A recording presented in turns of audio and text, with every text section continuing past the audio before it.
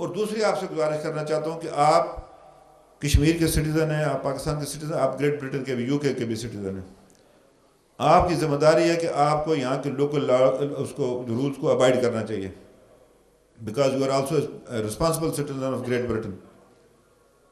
हमारे बारे में, मुसलमानों के बारे में दुनिया ने जो तासुर पैदा किया हमारे मुखालिफ लोगों ने कि ये इंतहा पसंद है, ये डायलाग पर यकीन नहीं रखते, ये दलाइल से बात को कायल नहीं करने वाले। अब मैं आप सर को जो ज़ल्ज़ला आया इसमें कुछ पॉजिटिव चीज़ें भी हुई। उसके बाद वो जो इंटरनेशनल कम्युनिटी वहाँ पर आई, उसने देखा कि ये कोई ऐसे लोग नहीं है, ये हमारे बारे में ये था। मैं एक दफ़ा बैठा हुआ था तो वो कलकत्ता से एक अखबार नवीस आया, तो उसने कहा जी मेरा ये ख्याल था कि रात तरफ लोगों ने क्लाशनकोव फिर लटकाए फिरते होंगे, यहाँ तो मतलब पुरअमन ज़िंदगी है। ये गलत प्रोपेगेंडा जो है पेश किया गया। हक हमारा अपना है, वो हमारे अकायद अपने, इस पर कोई समझौता किसी के साथ नहीं हो सकता।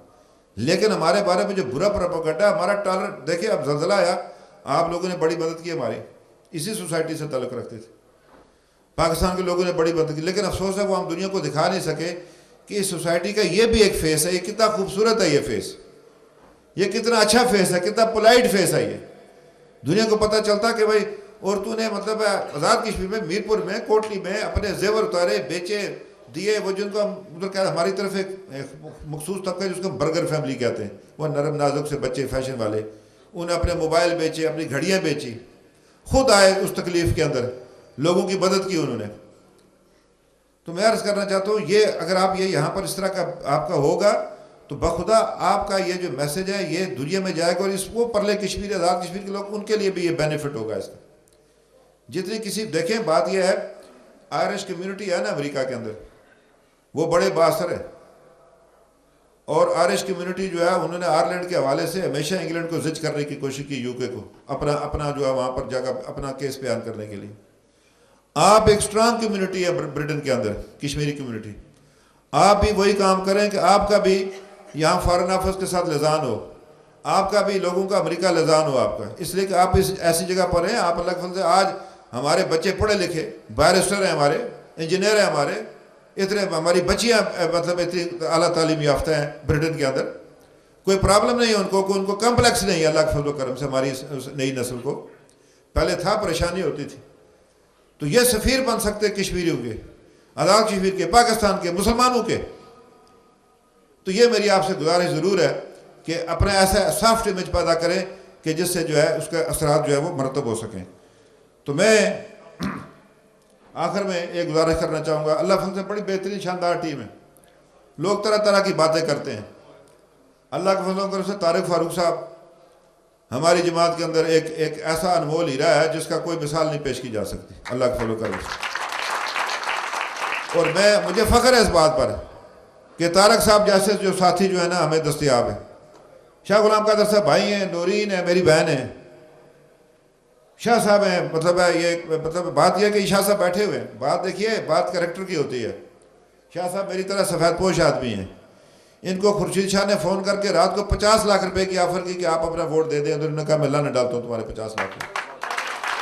ये कौंसिल के इलेक्शन में अभी आफ्ताब आया है हमारे पास, ये अब गोगा बैठा हुआ है, नवीद अख्तर, और बहुत बेशुमार लोग हमारे पास आ रहे हैं। अभी कप्तान सरफराज साहब शामिल हुए पार्टी के अंदर, उनके साथ मीरपुर के सदर राजा बोस्तान साहब थे, पलंदरी से वो थे सरदार मंशा खान साहब, अतीक खान के अपने हल्के से उनके साबिक मेंबर जो है, वो कल तक कहता था कि मेरे लिए बड़ा, मुझे जिताया ही इसने अपना इलेक्शन में, उसने इफ्तिखार ने, अयूब ने, तो आप कहता कि ये इसकी हैसियत क्या है। वो तो इस तरह बयान दे रहा है, जिस दिन शामिल उसने कहा मुझे कोई फ़र्क नहीं पड़ता किसी के आने जाने से, यानी आप लोग सारे उठकर चले जाएं तो मैं किसको तकरीर सुनाऊंगा, मैं कहूँगा मुझे कोई फ़र्क नहीं पड़ता आने जाने से। ये अजीब बात है, फ़र्क पड़ता है जी, बिल्कुल पड़ता है, बहुत फ़र्क पड़ता है। एक आदमी का भी फ़र्क पड़ जाता है, एक कारकुन का भी फ़र्क पड़ता है, एक वोटर का भी फ़र्क पड़ता है, ज़रूर पड़ता है। तो बात यह है कि हम एक अच्छी टीम बनाना चाहते हैं, वो पेश कर दी आपके सामने, मंशूर बना रहे हैं उसके तहत, जिसके तहत आगे चलें। और हमें अल्लाह के फज़ल से फ़ख्र है हमने, मैं आपको यकीन दिलाता हूँ कि आले बुरपुर आपके मसाइल के हवाले से, वो मंगला के हवाले से, आज़ाद कश्मीर के लोगों के जायज़ हकूक़ के हवाले से 26 तारीख को नवाज शरीफ साहब आए थे, उस वक्त भी हमने ये कही, मैंने अपनी तकरीर में कहा कि मियाँ साहब वो मामला तनूज़ तस्फिया तलब है जिस पर हमारा पीपल्स पार्टी के साथ जो है इख्तलाफ, तो वो आपको देने ही देने, हमारे हकूक़ वापस करने कश्मीरी के हकूक़ ये देने पड़ेंगे आज़ाद कश्मीर के लोगों को, उनके हकूक़। आज़ाद कश्मीर के मामलात में ये मुदाखलत नहीं हो सकती, अब इसको ख़त्म करना, बंद करना पड़ेगा। तो ये जो है मैं आपसे अर्ज़ करना चाहता था।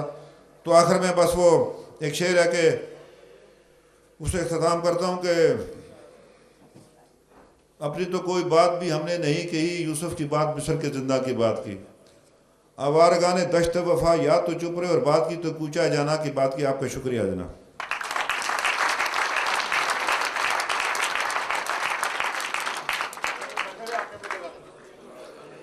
हज़रात ग्रामी, इसी के साथ ही आज की महफ़िल का इख्तिताम हुआ चाहता है। मैं आखिर में नेल्सन से जनाब इम्तियाज़ साहब, कीथली से अजमल साहब, बेडफोर्ड से जावेद साहब, इकबाल साहब, पीटरब्रो से फ़याज़ साहब, अब्बास साहब, डॉक्टर अकराम, चौधरी तारक, अब्दुर्रज़ाक कादरी साहब, बेडफोर्ड से चौधरी जनफर साहब, सबका शुक्रिया अदा करता हूँ। और इसके साथ ही मैं तमाम हज़रात से गुजारिश करता हूँ कि खाने का माकूल इंतज़ाम है, बजाय मेहरबानी खाना खा कर जो है तशरीफ में। डरबी से चौधरी जनफर साहब का भी हम और मास्टर अफसर साहब का भी बहुत बहुत शुक्रिया।